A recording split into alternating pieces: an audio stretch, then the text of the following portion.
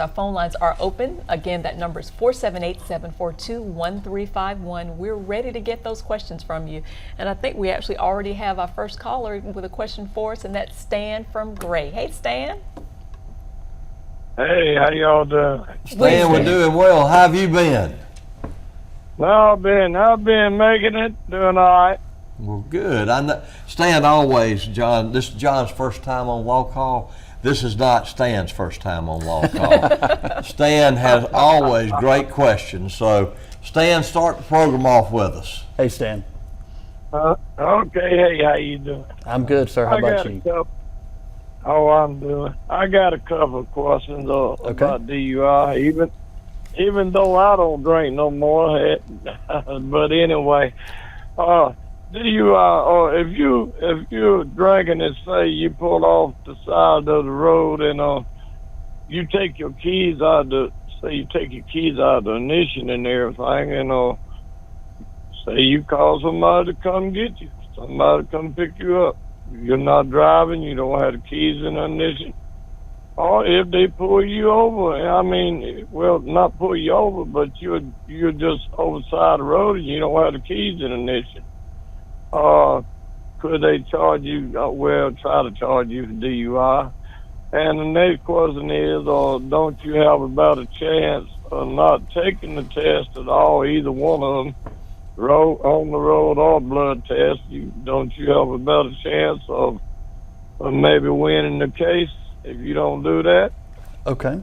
Well, Stan, let me speak to your first question first. The keys in the ignition are taken out of the ignition. When you operate a motor vehicle on the highways of the state of Georgia, there is a presumption that you should not drink. If you are pulled over on the side of the road and you take your keys out of the ignition and to call somebody to come pick you up, or just to sleep it off, so to speak, there is always a chance that if a police officer pulls up on that situation and there are obvious signs of impairment from you, that they can and will charge you with driving under the influence. You certainly have some defenses to that would have to be explored. So it's sort of a case-by-case basis.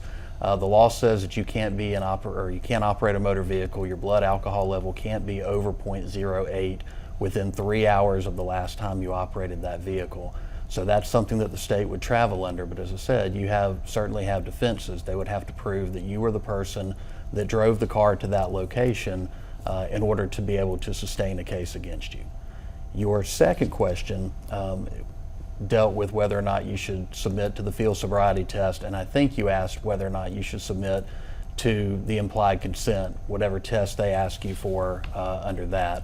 I would not, if I had been drinking, I would not do the field sobriety test. They're voluntary, you don't have to do them.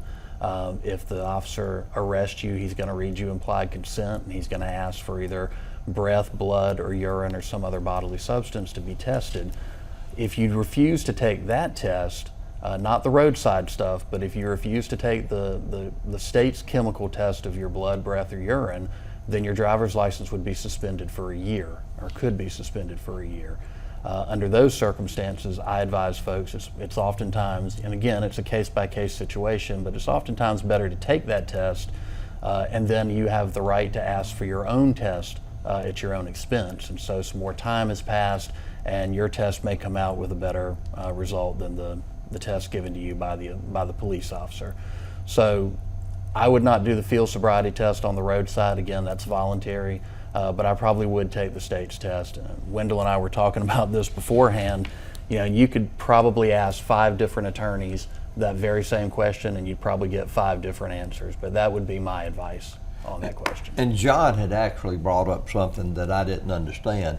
So you're pulled over and they ask you to get out, do the field sobriety, or blow at the scene, and you can refuse that. That's right. Do you need, and then they read you your implied consent, and I think a lot of people are confused that they are refusing to take the field sobriety test.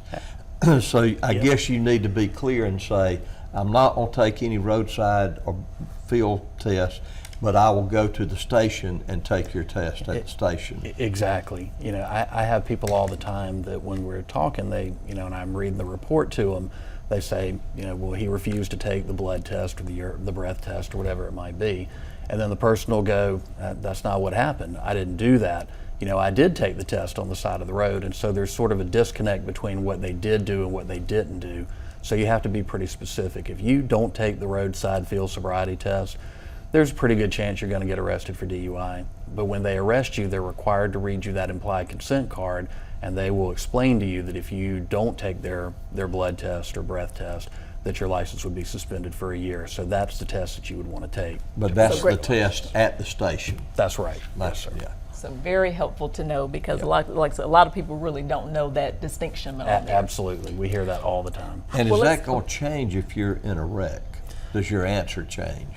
If you're in a wreck, there, again, depends on the circumstances, depends on how severe the wreck is. I mean, typically they would, if you go to the hospital, they're going to take blood at the hospital. If you refuse, then they could seek a search warrant to still get the blood under those circumstances. So you're putting your license at risk for something they're probably going to get anyway.